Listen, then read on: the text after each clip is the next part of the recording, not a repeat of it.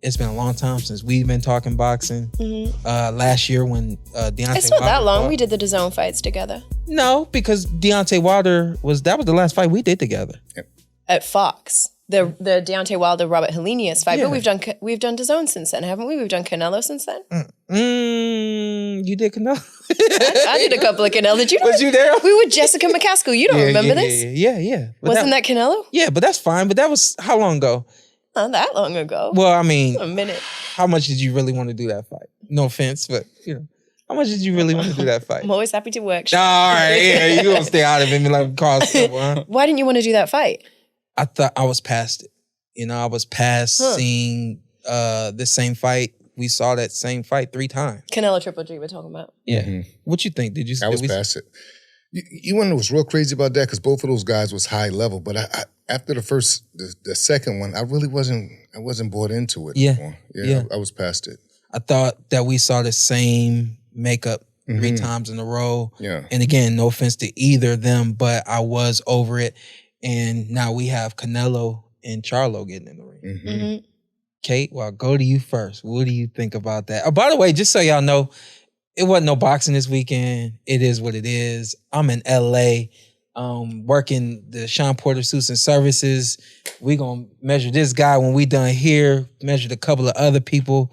Shout out to Russell Peters. And I basically just assembled y'all so that we could have some fun. You measured up Russell? You gonna fit him out? Yeah. Oh, okay. Yeah, it's done. Russell's a legend. Yeah. Nice. Yeah. It's done. Good dude. It's done. So, but because I'm here and we're not gonna be able to do the show at home, I said, let me get Kate.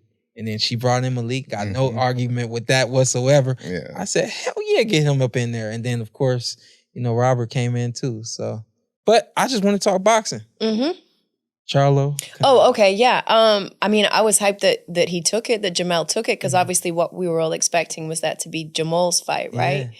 So for it to be the smaller of the 2 Charlo twins who steps up, puts undisputed belts on the line, going up. Is it 2 weight classes? He's 154, he's going up to 168. Yeah, I'm hyped for it. Yeah. I'm excited. Who wins? I'm gonna pass that to the boxing people. All right, go ahead. You will have to lean towards, in my opinion, Canelo. But the comparison reminds me of, imagine if Terry Norris had a better chin, and he was fighting Julio Cesar Chavez, we'll say at 52. Stylistically, that's what the Canelo and Jermell Charlo remind me of. So advantage-wise, you will have to go with Canelo, but I really wouldn't be surprised if Charlo gave him a bit trouble, even late on. I don't think he tires out. I think as the fight go on, he actually gets stronger, and he still thinks very clear in those rough and tough fights past 7th, 8th, and 9th round. Yeah. He's got some incredible knockouts after the 7th, 8th, 9th round. Yeah. What's the kid name before Castino? Castano.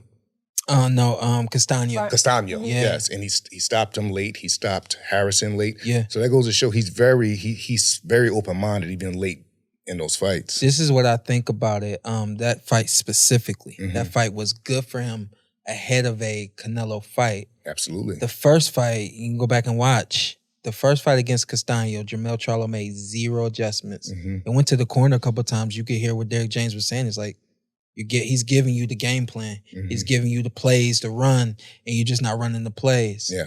He squeaked by with a draw, I believe it was, and then he gives him an opportunity to go back to the gym, work 8, 10, whatever, however many weeks. You've already tasted the speed, the power, the movement, the whole 9. Your eyes are adjusted to that. Furthermore, now you get a chance to work all of that stuff that you didn't do in game time situation. You get a chance to work on it, and then you go back home. Then you go back to the fight, and now you see those adjustments work in real time. Absolutely. And now you see the success of, well, if I'm not in my own way, what could happen? Now, here's the thing. He's so far away from that.